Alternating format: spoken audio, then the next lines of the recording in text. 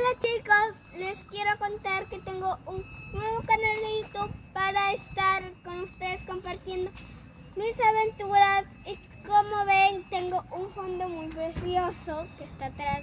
Bueno, estoy acá para compartirles todas las aventuras y si quieren pueden compartir conmigo lo que tienen que ver.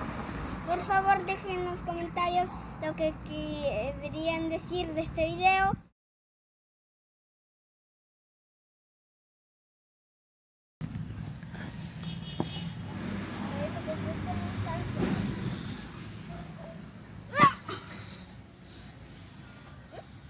Allá, bueno, es el ojo mágico que acá está.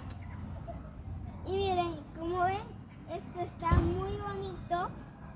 Este parque, que se llama el Bosquecito Encantado, que ahí lo pueden ver.